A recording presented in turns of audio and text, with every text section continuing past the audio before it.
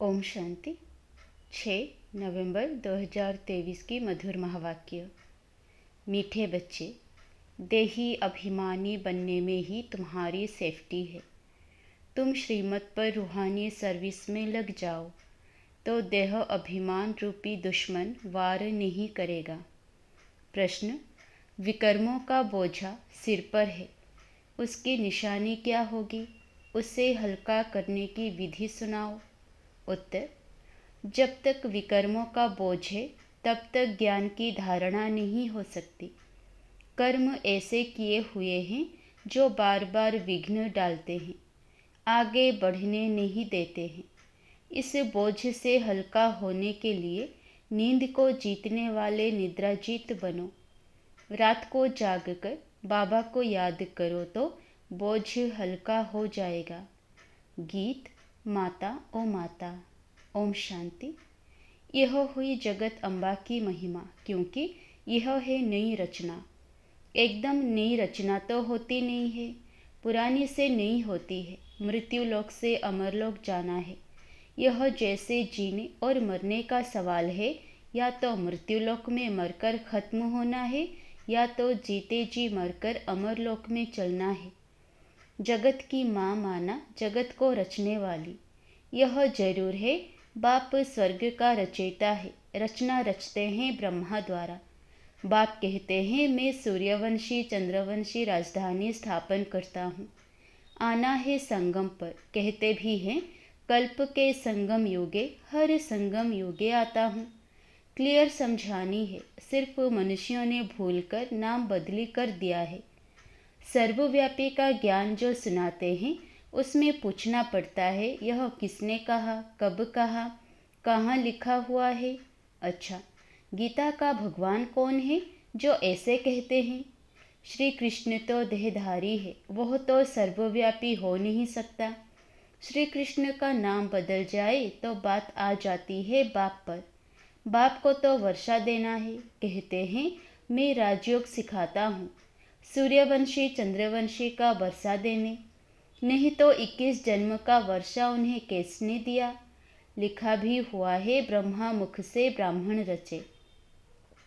फिर ब्राह्मणों को बेची नॉलेज सुनाते हैं सृष्टि के आदि मध्य अंत की। तो जो नॉलेज देने वाला है वह जरूर चित्र भी बनाएंगे समझाने के लिए। वास्तव में इसमें कोई लिखने पढ़ने की बात नहीं है, परंतु यह सहज कर समझाने लिए चित्र बनाए हुए हैं। इनसे बहुत काम हो सकता है। तो जगत अम्बा की भी महिमा है। शिव शक्ति भी कहा जाता है। शक्ति किससे मिलती है? वर्ल्ड ऑलमाइटी बाप से। वर्ल्ड ऑलमाइटी अथॉरिटी, यह अक्षर भी महिमा में देना पड़े। अथॉरिटी माना जो भी शास्त्रों आदि की नॉलेज है, वह सब जानते हैं। अथॉरिटी है समझाने की। ब्रह्मा के हाथ में शास्त्र भी दिखाते हैं और कहते हैं, ब्रह्मा मुख कमल द्वारा सभी वेद शास्त्रों का राज समझाते हैं। तो अथॉरिटी हुई ना, तुम बच्चों को सभी वेद शास्त्रों का राज समझाते हैं। दुनिया नहीं जानती कि धर्म शास्त्र किसको कहा जाता है। कहा भी जाता है 4 धर्म, उनमें भी एक धर्म है मुख्य। यह है फाउंडेशन। बन्नेन ट्री का मिसाल भी दिया जाता है। इनका फाउंडेशन सड़ गया है, बाकी टाल टालियाँ खड़ी है। यह मिसाल है। दुनिया में झाड़ तो बहुत है, सतयुग में भी झाड़ तो होंगे ना। करके जंगल नहीं बगीचे होंगे। काम की चीज़ों लिए जंगल भी होंगे। लकड़ा आदि तो चाहिए ना। जंगल में भी पशु पक्षी बहुत रहते हैं, परंतु वहाँ सब चीज़ें अच्छी फलदायक होती है। पशु पंछी भी शोभा है, परंतु गंध करने वाले नहीं होंगे। यह पशु पंछी ब्यूटी तो चाहिए ना। सृष्टि ही सत्वप्रधान है तो सब चीज़ें सत्वप्रधान होती है। बहिस्त फिर तो क्या। पहली पहली मुख्य बात, बाप से वर्षा लेना है। चित्र बनते रहते हैं, उनमें भी लिखना है, ब्रह्मा द्वारा स्थापना, विष्णु द्वारा पालना। यह अक्षर मनुष्य समझते नहीं, इसलिए विष्णु के 2 रूप लक्ष्मी नारायण है, पालना करने वाले। यह तो समझते हैं, कोटों में कोई ही समझेंगे। फिर यह लिखा है, आश्चर्यवत् सुनन्ति कथन्ति। नंबरवार पुरुषार्थ अनुसार अपना पद प्राप्त करते हैं। कहाँ ना कहाँ यह बातें लिखी हुई है।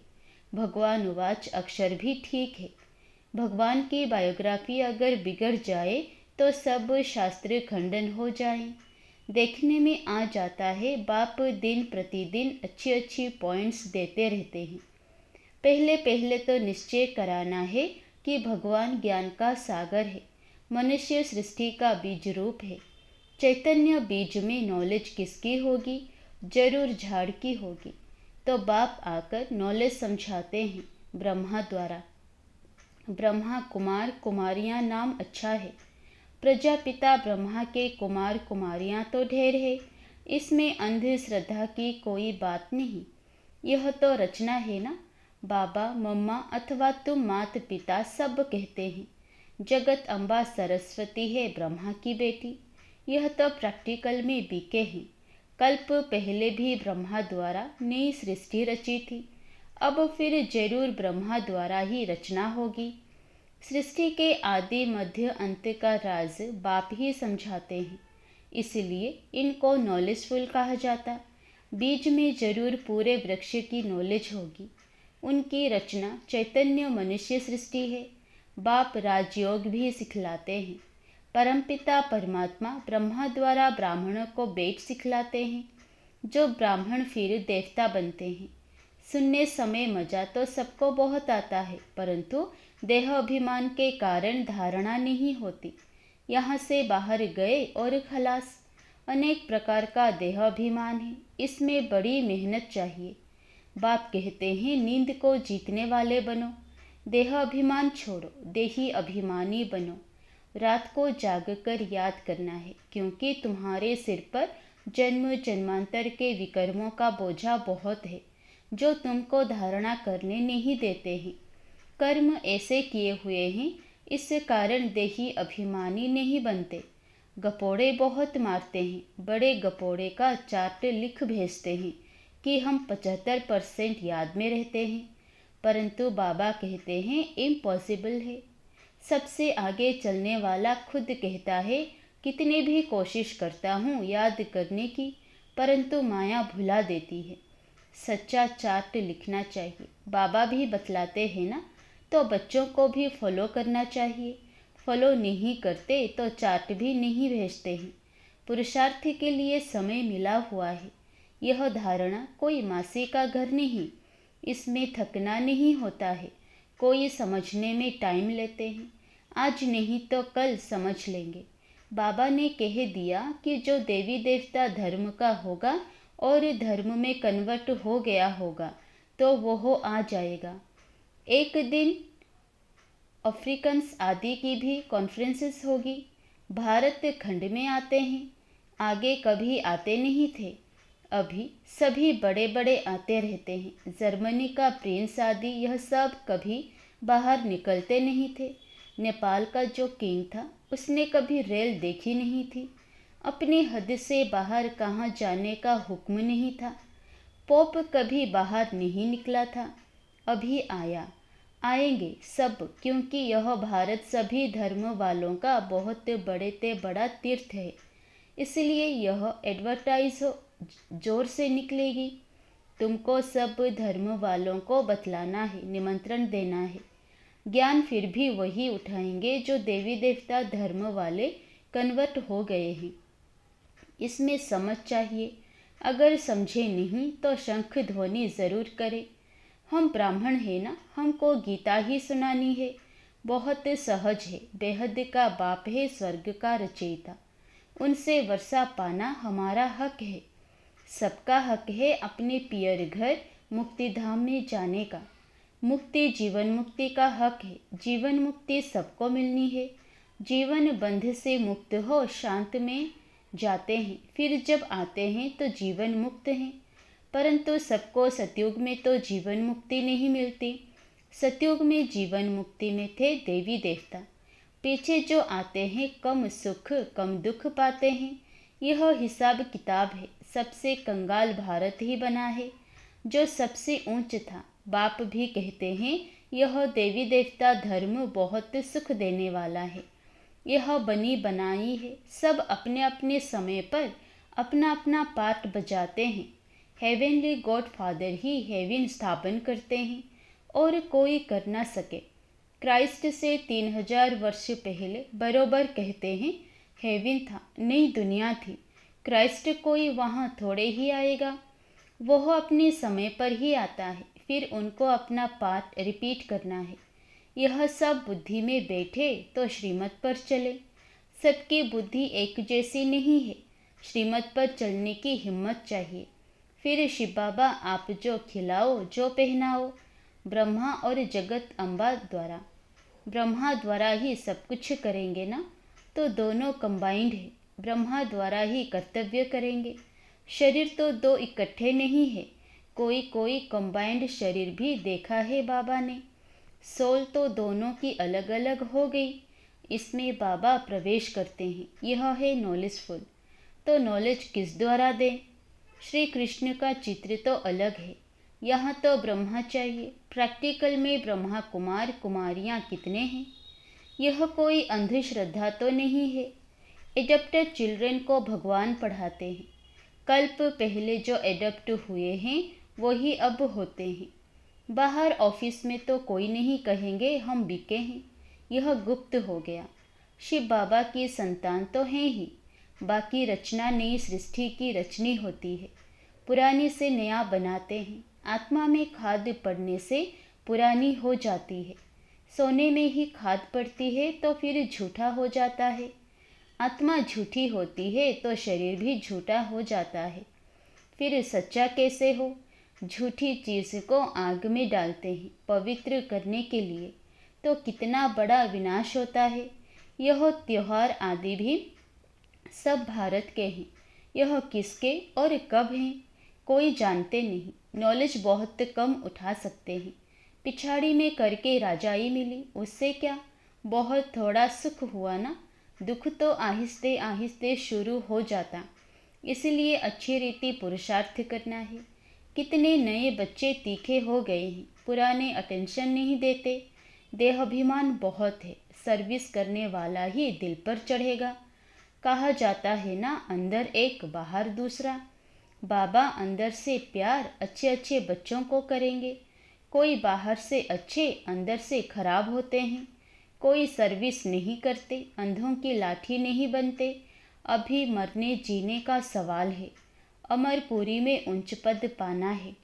मालूम पड़ता है किस किसने कल्प पहले पुरुषार्थ कर उच्च पद पाया है, वह सब देखने में आता है। जितना जितना देही अभिमानी बनेंगे उतना सेफ्टी में चलते रहेंगे। देहाभिमान हरा देता है। बाप तो कहेंगे श्रीमत पर जितना रूहानी सर्विस में चल सको उतना अच्छा है। सबको बाबा समझाते हैं। चित्रों पर समझाना बहुत सहज है। ब्रह्मा कुमार कुमारियाँ तो सब हैं, वह शिव बाबा है बड़ा बाबा। फिर नई सृष्टि रचते हैं, गाते भी हैं मनुष्य से देवता। सिख धर्म वाले भी उस भगवान की महिमा करते। गुरु नानक ने अक्षर बहुत अच्छे हैं। जप साहेब को तो सुख मिलेगा, यह है तंत्र व सार। सच्चे साहेब को याद करेंगे तो सुख पाएंगे, अर्थात वर्षा मिलेगा। मानते तो हैं एक ओंकार। आत्मा को कोई काल नहीं खा सकता। आत्मा मेली होती है, बाकी विनाश नहीं होती, इसलिए अकाल मूर्त कहते हैं। बाप समझाते हैं मैं अकाल मूर्त हूँ तो आत्माएं भी अविनाशी हैं। हाँ, बाकी पुनर्जन्म में आती है। हम एक रस हैं। साफ बतलाते हैं मैं ज्ञान का सागर हूँ, रूप बसंत भी हूँ। तो यह बातें समझकर समझानी है। अंधों की लाठी बनना है, जीवदान देना है, फिर कभी अकाले मृत्यु नहीं होगा। तुम काल पर विजय पाते हो। अच्छा, मीठे मीठे सिकिलधे बच्चों प्रति माता पिता बाप दादा का याद प्यार और गुड मॉर्निंग। रूहानी बाप की रूहानी बच्चों को नमस्ते। धारणा के लिए मुख्य सार। पहला, श्रीमत पर रूहानी सर्विस करनी है, अंधों की लाठी बनना है, शंख ध्वनि जरूर करनी है। दूसरा, देही अभिमानी बनने के लिए याद का चार्ट रखना है, रात को जागकर खास याद करना है। याद में थकना नहीं है। वरदान: सदा अपनी श्रेष्ठ शान में रह, परेशानियों को मिटाने वाले मास्टर सर्वशक्तिवान भव। सदा यह वरदान स्मृति में रहे कि हम अपनी श्रेष्ठ शान में रहने वाले, औरों को भी परेशानी को मिटाने वाले मास्टर सर्वशक्तिमान है। कमज़ोर नहीं, श्रेष्ठ शान के तख्त नशीन है। जो अकाल तख्त नशीन, बाप के दिल तख्त नशीन, श्रेष्ठ शान में रहने वाले हैं, वे स्वप्न में भी कभी परेशान नहीं हो सकते। कोई कितना भी परेशान करे, लेकिन अपनी श्रेष्ठ शान में ही रहते हैं। स्लोगन: सदा अपने सोमान में रहो तो सर्व का मान मिलता रहेगा। अच्छा, ओम शांति।